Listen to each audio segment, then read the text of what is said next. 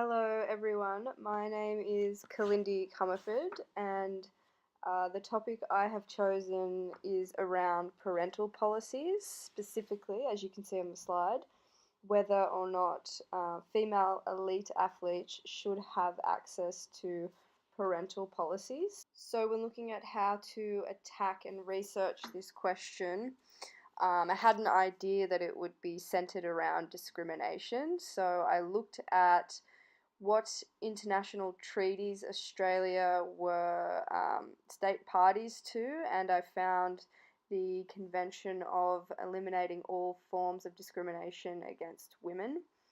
I then looked at how this was implemented into our legislation domestically and found specific references in the Sex Discrimination Act and the Fair Work Act. A lot of the provisions in those acts protect employees specifically, but make reference to gender, pregnancy, and family responsibilities. I then looked at some case law around parental policies, specifically what is an employee and how do the courts test that. But there's a grey area in this because not all athletes are considered employees. So then I looked at how different sporting governing bodies implement parental policies. And I looked at journal articles and I sent out interviews to different sporting organisations in Australia and asked them how they classify their athletes and what sort of support they give them if they are found pregnant or do have family responsibilities. Then I considered how these policies actually affect athletes and their athletic career. I looked at journal articles, news articles online, and I spoke to some athletes.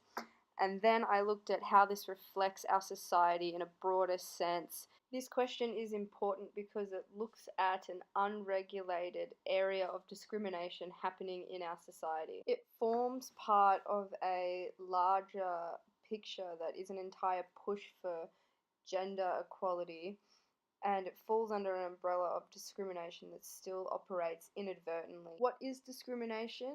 It's defined in our legislation as the act of treating someone unfavourably because of a personal characteristic that is protected by law, namely the three listed below. The test in the courts is the comparator test, which is how someone in the same or similar position without the characteristic is treated. What I found through my research is that employees are afforded the highest protection in Australia. Athletes who are classified as employees are often full-time professional athletes, and the major difference between classified and unclassified athletes isn't so much around the training conditions, but how much money the sport has. Unclassified athletes have fallen into a grey area that has resulted in discrimination, and this sort of discrimination is identified as unacceptable domestically and internationally. Now we'll look at some case studies of how discrimination occurs on the grounds of pregnancy, gender, and family responsibilities using the comparator test, and later consider the issue of employment. Alright, I'm here with Rosie and Chrissy. Now they're both members of an Australian sporting team. Rosie unfortunately has just done her ACL, which is about a 9 to 12 month injury with no complications. And Chris, congratulations, you've just fallen pregnant, so about 12 months give or take away from the sport. So are you both unable to train at the moment?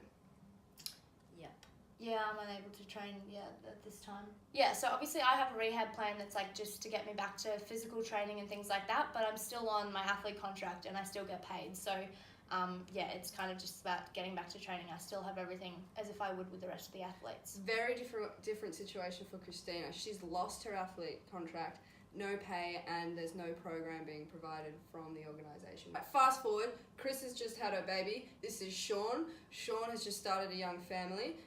We've already established that Chris can't train, she's lost her agreement, and she's not getting paid.